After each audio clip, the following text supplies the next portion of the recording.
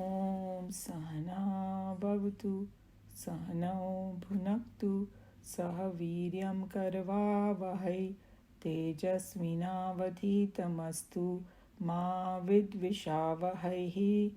Om Shanti Shanti Shanti. Hari Om Shri Guru Pyo Namaha. Hari Om.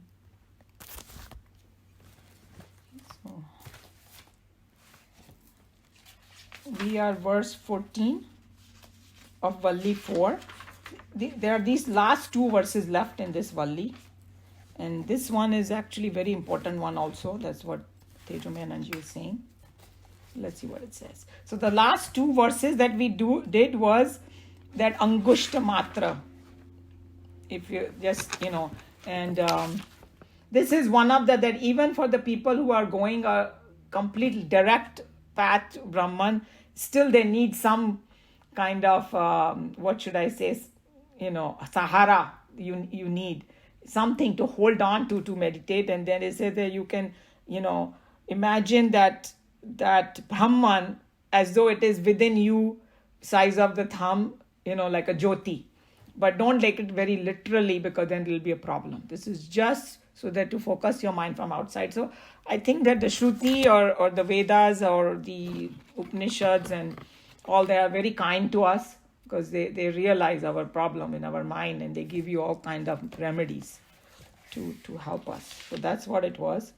And then, but remembering that Angushta Matra Jyoti is Lord of past, present, and future. So don't forget that kind of thing. All that. So we did all of that.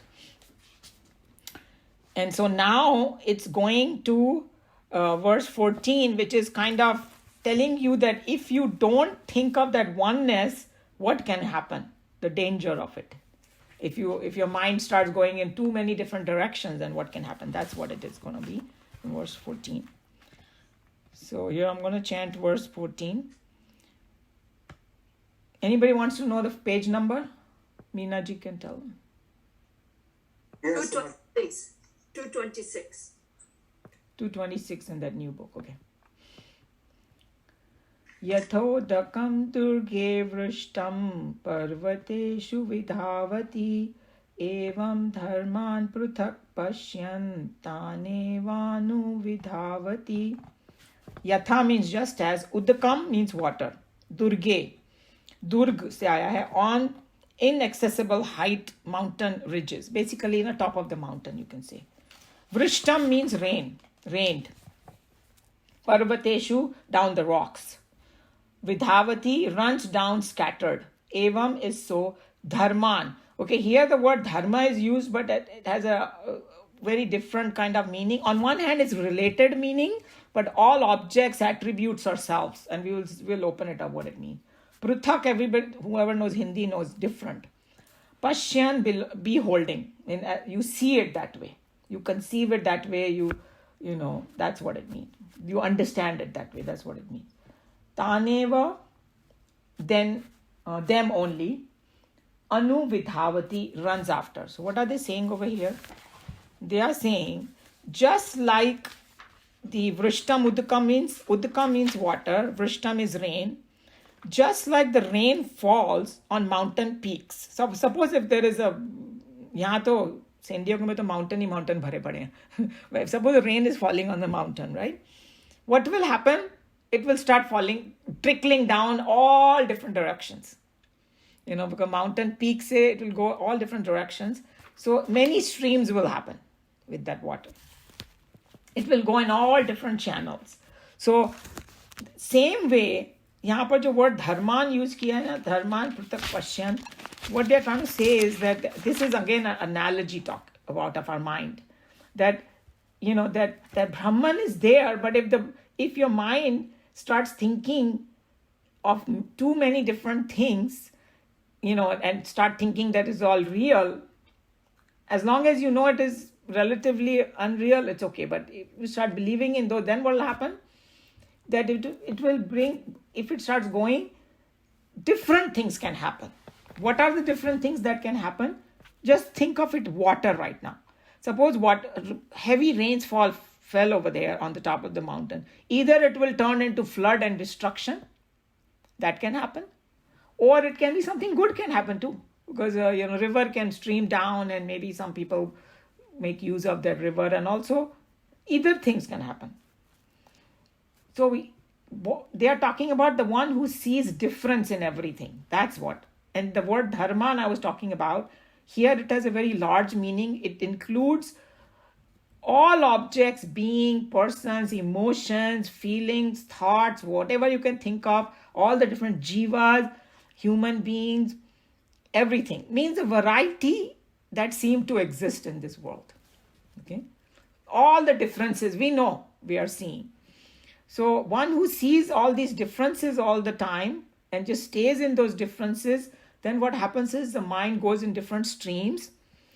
And actually the water was pure when it fell over there, correct? When it was falling, when the water comes from the sky, where all the conditions are good, it is a pure water, But it becomes impure because of all these things, as though impure. Okay, and then go back to that verse, which was very famous one, Paranchi Khani, which said that our consciousness, when it flows through the senses, and it goes outwards. Because to recognize the world of objects also, we need the power of consciousness or not.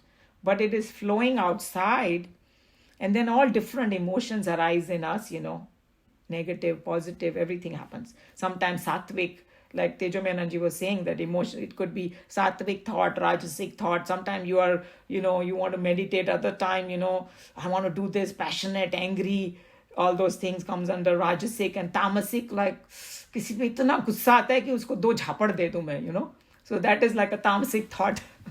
All these things start happening to us. So he said, kabhi shant, kabhi ghor thoughts. And in the end, we are completely like exhausted and as though destroyed only. That's what he was talking about. So he said he brought in words of Tulsi Das ji. And I don't know how to sing that song or anything. But he was talking about that उसमें उन्होंने ऐसे analogy दी है कि जैसे कि एक pure water गिरता है आसमान से और वो जमीन पे जब गिरता है ना तो मिट्टी मिल जाती है उसमें और कीचड़ बन जाता है. So उसने कीचड़ को जो बताया है कि जैसे माया लिपट गई है उसमें. I thought that was quite an analogy. तो वो माया का कीचड़ लिपट गया उसको. शुद्ध ब्रह्म को माया की उपाधि मिल गई और मैं और मेरा और जेलसी और अटैचमेंट का कीचड़ लग गया. I thought it was a beautiful one. So this is what he was talking about. All desire, vasanas, everything that starts coming in. And then he said that in this world, जैसे हमारा thought होता है ना, वैसा ही हमारा संसार बन जाता है. Different people are interested in different things, sports and movies and politics and business and industry and households, whatever you can call it. जिसको जिस चीज में इंटरेस्ट होता है ना, उसी में फिर वो उसका माइंड घूमने लगता है वहां पे. Okay? So idea is that jiva becomes miserable. So this is what they are talking about, the analogy in this verse. And in the next verse, they are going to talk about more like when the pure water falls into pure water. What happens? Stays pure. So when, that Brahman, when it is in the pure mind of a saint, a sage who has made his mind totally pure, then there's no kichad in it. It stays pure only. So he said कि जैसे पुराणों में वो पता ना एक शीर सागर बताया हुआ है, प्योर वाटर का ओशन. अब हम लोग का तो खारा वाला ओशन है. But just imagine there's some ocean which is completely pure water. If the rain is falling from it, pure, it will be pure water going in pure water. So that's the difference. So this is what it's talking about in this verse, this analogy. Any comment or question?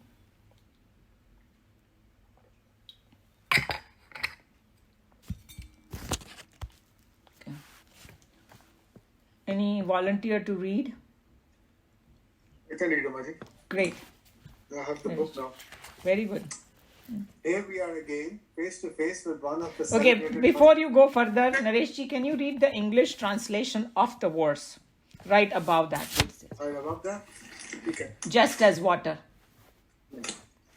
Just as Just as water rained on high mountain ridges runs down the rocks, scattering on all sides, so does he who believes, who beholds the attributes as different, runs after them only at all times. So here, as you saw, that it's talking about just as the water rained on mountain ridges, runs down the rocks, scattering on all sides, so does he, means jiska mind, beholds the attribute as different. He sees everything so different, and forgets that oneness in it, runs after them only.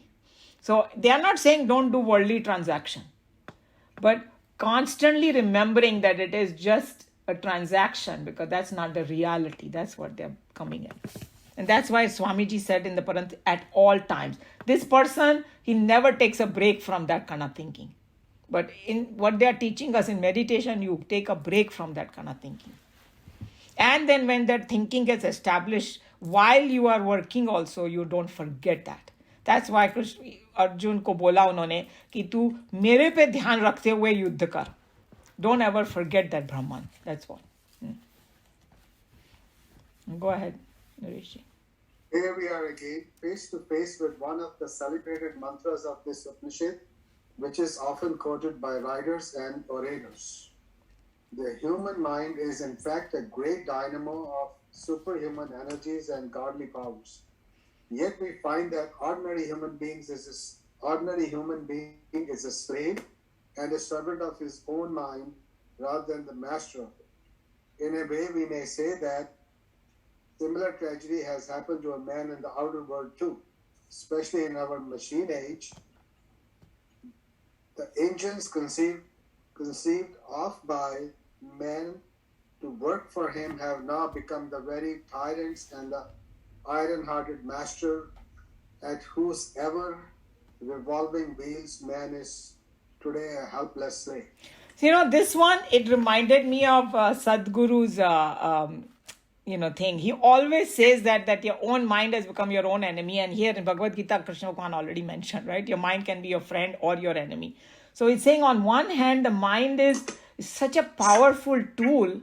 It can take us to the self-realization, but unfortunately, that instead of we becoming our master of it, or we remaining the master of the mind, we become servant.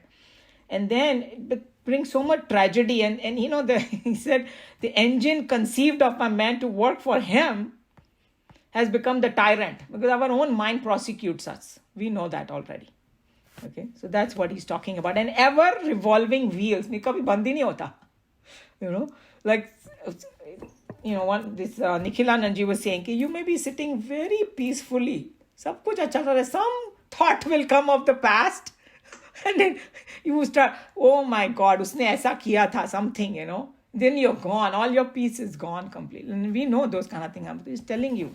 That's how. So it is like one thought drops on the mountaintop and then just flows with so many different, runs with so many different thoughts. You can look at it that way too.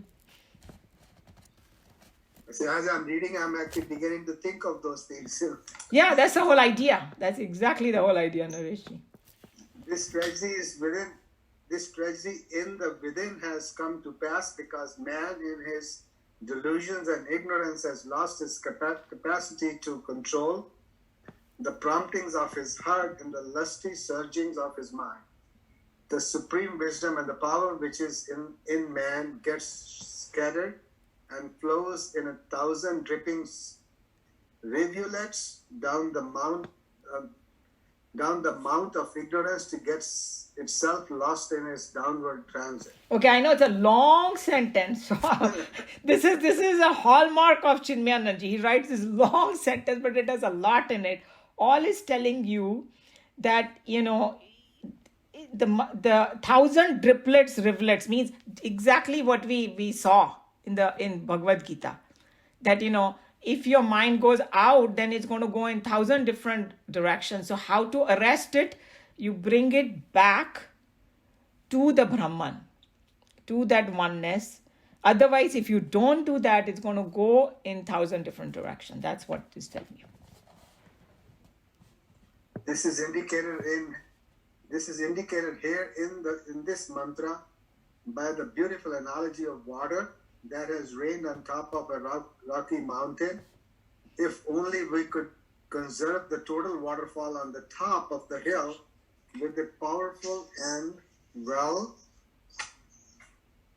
engineered dam and direct the flow of the water through one single determined channel, we could get out of it a lot of useful work. So he gave a very great way and analogy, so beautiful that if we could just arrest that energy up on the top of the mountain and make a dam and then put it in the right direction, our mind is like that too.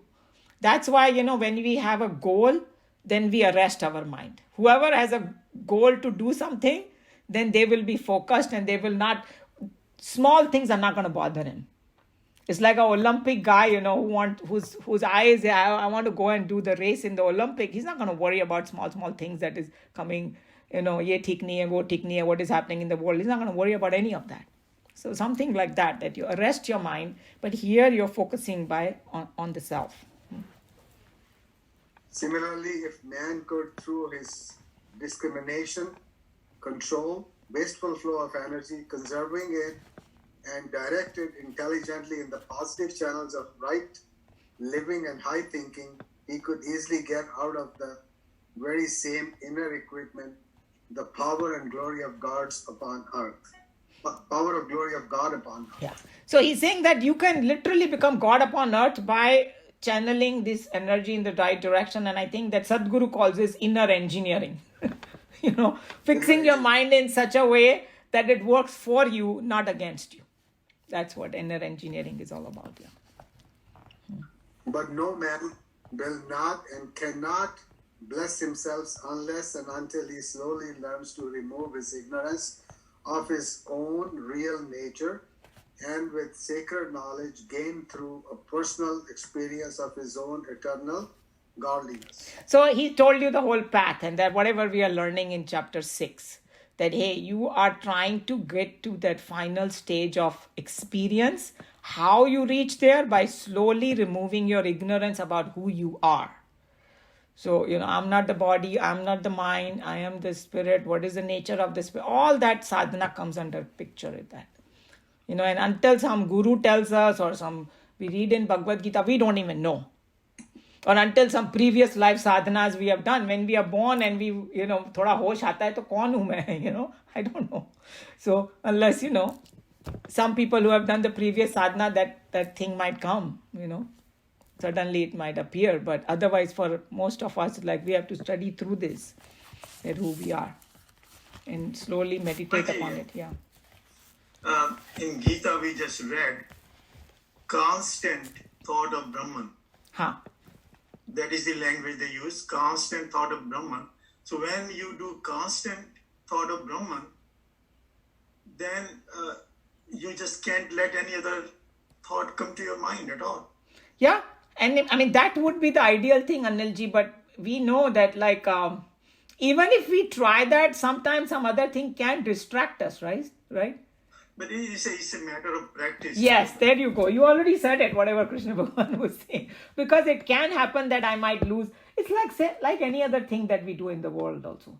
And I tell you, this phone is such a horrible distraction.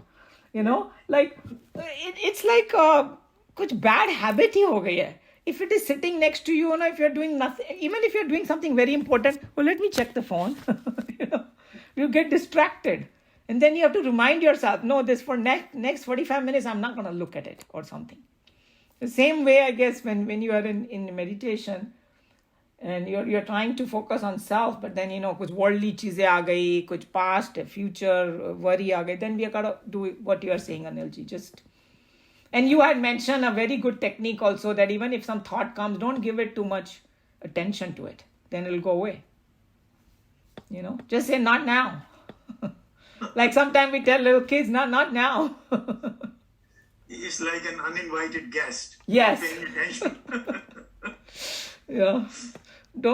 And I know in India, bolte hai, Atiti Devo Bhava. But in this case, don't entertain them. Yeah. True. Any other comment? I think it's quite amazing that I don't know how you guys feel that doing both these things, it's becoming more clear. What do they want? Because we are like, what is meditation? What do we do? How do we do it? It's getting pretty clear what they want us to do. You know, all that. I also noticed that for a very short time, when you are totally focused on Brahman and don't let any other thoughts come to your mind, you feel so much joy that you don't want to get out of there. See, that's exactly what they're talking about when they say joy and happiness, because you're not dependent on any other object, right? Right. And if you depend on objects for your joy and happiness, then you are completely bound. Yeah. But here you have freedom. Because, like somebody was saying, that self can never get away from us. Right? That's one thing, Bhagwan cannot do. They say Bhagwan can do everything. So this Bhakt challenges Bhagwan. Okay, I'll tell you one thing you cannot do, Bhagwan. You cannot separate me from you. I thought that was such a brilliant thing. Karke dikha do mujhe. You cannot do it. Because it's one only. And the other thing that I also noticed is whenever you are in a situation which is causing you problems, you can always go back to that meditation mode. Yeah. Wherever you are. Don't have to be sitting in a room or anything. True. And then it suddenly goes away. Yeah. और काफी कम हो जाता है. काफी कम हो जाता है. Yes. So I think that's the only way it actually come hoega. Agar if we try to find some solution in the world, those are very temporary. Right. It's like putting one problem and moving that and bringing some other one. Right? So if we find the worldly solutions are like, again, very temporary. So it's like the message is that play the game, but don't get carried away in it. It's just a game. Right? Play the sport. Because the way our thing is made, that we have to do something. So do it. But most yogis, they play the game without any desire.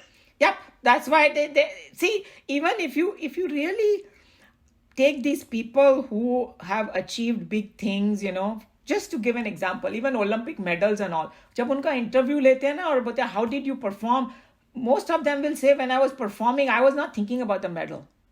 I had to focus 100% on what I was doing. And they actually love what they do. Yeah. So then the results come out good. So true that they don't leave that thing from their head about what you're saying, that they don't have it, because they know so well. That's why it's called man of steady wisdom, that the worldly things are not going to give me that. Maybe give temporary happiness, joy, but it's not permanent. I agree with what you're saying and Anilji's saying. Sometimes the thought is you cannot all of a sudden turn, even when you try to turn your thought to him alone, unless you resolve that problem, it just bothers you. But problem ही का उसका क्या बोलना चाहिए? Why do we give that adjective to it, that it's a problem? That's what Tejomayananji says. He said, call it a situation. Okay, let's call it a situation. But can we, if it keeps on coming back, I have to, in my mind, some way or the other, do something to it. I cannot just switch sometimes.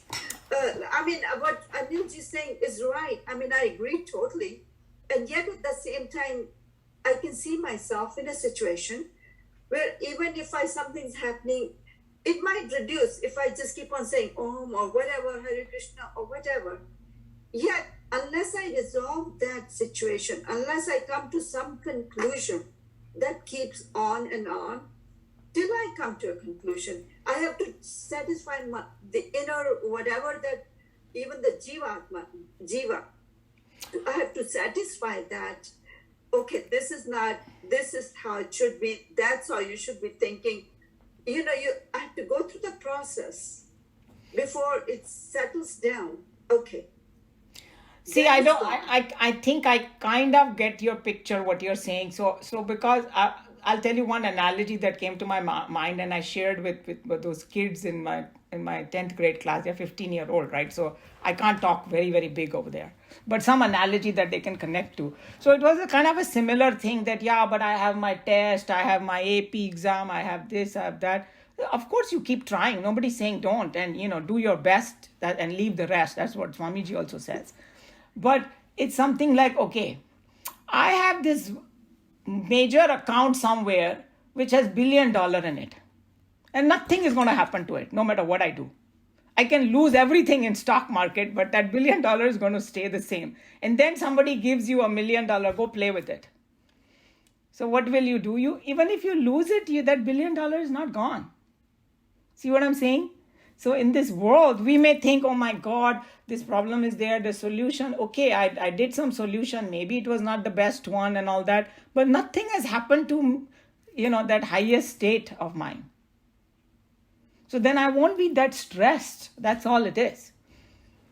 I will still play the stock market. I'll still do everything, but I'm not going to get so dejected or suicidal or anything like that, because even if I lose everything, I haven't lost nothing.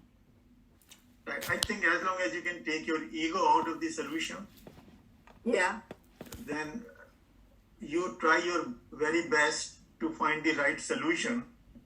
And then whatever is the solution, you don't let that bother you because you did your best. And that is the solution. You don't say, oh, I could have done this or that or anything. No, but you did find a solution before you just, you did resolve that problem, right? Yes. That's okay to do. Nobody's saying don't do that. You see, there is a serenity prayer. Anybody remembers the serenity prayer? Yeah. That change the things which you are able to change, and accept the things that you're not able to change, and have the wisdom to know the difference. Right. That's what Anilji is and even because at our mind level, we will never know that if I do A, B, or C, which one will give the best results, right? That result is not in my hand. That Krishna Bhagwan already declared. But the more my mind is pure, hopefully I will do the right decision. But it's possible that I may do the wrong decision. Because if you go back to Bhagavad Gita, Krishna Bhagwan never in the beginning told Arjun that you're going to win the war. In fact, he told him opposite. अगर तू मर भी गया ना, कुछ नहीं होने वाला तुझे, because your next life you have done the right thing and you will progress in your spirituality. So he kept that possibility open for him that he may die in this.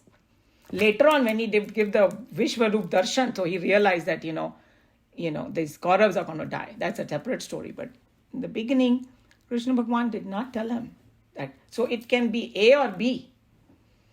So I think what Anilji is saying is very true, that sometimes, we think we know the solution and I have to find that right solution. There's nothing like that in the world. We just make the best decision at a given point and just accept the result. That's it. So then and the reason we do that, because we know there is a higher power. That's one. And secondly, I'm just playing this game in this world. I am not that. Yeah. That's why I gave, and I think those children, 15-year-old, connected to that analogy, that I have this big account that's now nobody can touch. So if I have to play a little bit and it goes here and there, what difference it makes? I have to do my best because I've been given a role.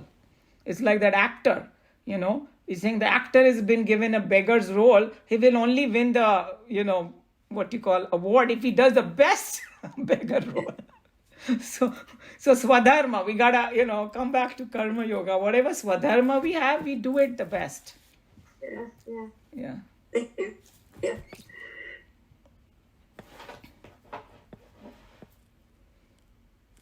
So that was good. Any other, somebody wants to have any comment or question regarding this subject over here? Yeah, I have one question that I just cannot understand. Why did the Lord create Maya in the first place? पहले तो बच्चा पैदा होता है तो माया में लगा हुआ है. Now he should struggle all his life to get rid of Maya. और अगर एक जन्म में नहीं होता तो कई जन्म लेते जाइए. अरे वो देने की जरूरत ही क्या थी? थोड़ी इतनी बुद्धि जब दी थी, थोड़ी क्लैरिटी और दे देते कि भाई ये माया है, ये क्या है, कुछ नहीं. It takes just so much hard work for what reason? I don't get. So I think this question everybody asks कि भगवान ने बनाई क्यों दुनिया? And the truth is nobody has a exact answer. So everybody has some different theories. Huh? That's all there is. Pehli baat to when you talk about Maya, if you understand, it's the power of God. So it's like if there is a fire, there will be heat and light. So if there is a Brahman, Maya is 100% going to be there because it's the power of Brahman. So you cannot separate them. That's why when they say Radha Krishna, you cannot separate. They are one, right? We hear it. What does it mean? That's what it means. It's like you are a singer, right? Miraji, can I separate your singing from you? No, but then... no, first, let's go step by step. Maya के साथ ये हो जाता है ना कि although it is, let's say, Brahman है तो, but for the rest of your life, you have to struggle to separate yourself from it. No, who said so? You don't need to struggle. He's saying that you just realize that you are one.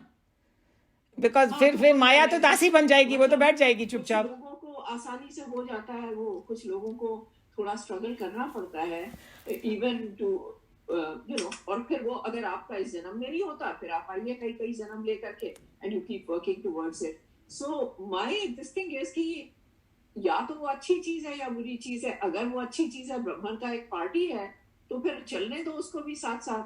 और अगर कि उससे हमें understand करके उससे अपने आप को सेपरेट करना है, that was I mean, it's okay. I do get the gist of what you're saying, Umaji. It's basically, sometimes I wonder why. Why? Okay, this is what that some people give the answer. It's like if you are just by yourself, so इंसान bore होने लगता है. बोलता है कि मेरे को थोड़ा गेम खेलना है. Why do people go for sports? वहाँ जाके फुटबॉल यहाँ वहाँ फेंक रहे हैं वो लोग, ये करें क्या? They just want some entertainment. Okay, so somebody said, I think it's one of the philosophers, and Sarva Priyananji loves this story. He said that God said, I'm getting bored, I want to play a game. So उन्होंने ऐसा game बनाया कि वो इतना अच्छा game बनाया कि हम उसमें से निकलना ही मुश्किल हो रहा है, because it's God's game. The Matrix movie, whoever, yeah. So this is what I think, that God created us as a maze. And this is his entertainment. He sits there and watches कि इस मेज में से कौन निकल आएगा, कौन नहीं निकल के आएगा. See, वो थोड़ा सा गड़बड़ हो जाता है, because when you say created, when you say Vedanta, it's not even creation. It's a manifestation. It's like, okay, here, Meeraji, you sing. If you want to sing, you can sing. If you don't want to sing, you don't have to sing. It is in control, is in you. But my comment. Yes. Okay. So I went through this earlier in my, it's in my book also, that the Maya actually is the protection of God from us. In other words, if you want to find God, you have to please Maya to get through it to see God. You cannot just go directly to God. So it comes in between, and that's why Ramakrishna used to worship Devi, which is actually Maya, is Kali. And so to get to God, you go through that. Although when you say Shiv Shakti, they are one. But the idea is this power of God which prohibits common human being to access God. So one way to access God is to please Maya and go through it. That's all You are talking about the process, but her question was, hey, why did ye syapa banaya hi kyun? Like that's what it is. Yeah, right? It's in a slang language, syapa banaya hi kyun? So it's like you have a vice president when you have a president. Because otherwise everybody goes to the president. No, true. But her question, I think I got her question. So what Chinmayanand used to say like this, you know what, this question only comes to your mind when you are a little bit dukhi. When you are having fun in life, you never ask ki kyo banaya, kya kiya, whenever you are unhappy, that's when you start asking, are kyon banai duniya, vagara, vagara. But the other way people, some of the saints and sages, they tell you to handle this question is, हे अगर तुम अभी हो इस दुनिया में, problem में हो, तो ये सोचो कि छूटे कैसे इससे. भूल जाओ क्यों बनाया, क्या बनाया. And the very beautiful analogy is there, that there was two people were standing near a tree. One was a scientist and one was an ordinary man. My husband is here, scientist. So scientist था और एक ordinary आदमी था. तो सांप गिरा नीचे. तो साइंटिस्ट ने शुरू किया, भाई ये क्यों गिरा, कैसे गिरा, कौन सी स्पीशीज का है, क्या होगा, और सोच रहा है इतना डीप. और वो दूसरा जो बुद्धू आदमी था, वो दूर जाके खड़ा हो गया. आई डोंट केयर क्यों गिरा, क्या हुआ, ये काटता है सांप. I don't want to be bit. And वो सांप bit this person who was standing right there, जो दूर चला गया, उसको नहीं काटा. सो ही सेइंग दैट तुम संसार में गिर गए हो, अभी भूल जाओ क्यों गिरे हो, निकलू कैसे. ये शुरू करो. That's another answer, people. I thought that was a great answer, because nobody has a real answer. There are only theories. Umaji, once you reach there is no question. That's what Vivekanand ji said. He's saying this question is only on this side of when you are in Maya. Yes. When you cross over, all questions are going to go, because you get complete knowledge. Then you will know why God manifest this world. Uske pehle bas don't worry about many messages. Think that how I can be one. Or enjoy. Yeah, I guess once you realize you can enjoy the world beautifully. I mean, though there will be the bodily pains and everything, but yet you're not that. Actually, that next verse is coming to that. That the next verse that we are going to be doing in this one, Kathoupanishad, that's exactly what it says, that, beyond any sorrow, you will be totally peaceful still. Yeah, because those are with body, anything that's going to happen. And since you went to a Christian school, a couple of you in this class, Meeraji, I know, did go to a convent school. They have a sentence from the Christianity, that the peace that passeth all understanding. Have you heard of that? Or beatitude. Beatitude. Yeah. So, and I was looking for the definition, because I wanted to know exactly what it is exactly what the Vedanta says. That beatitude is that blissful state when you merge with the Brahman. It's called beatitude in their language, in Christianity. And the peace that passeth all understanding means transcending everything, just like what Meeraji is saying, that the heaviest sorrow, and this was the definition given, that when you don't get faced by even the heaviest sorrow that you face, then that is called the peace that passeth all understanding. So all the religions have the core as the same only.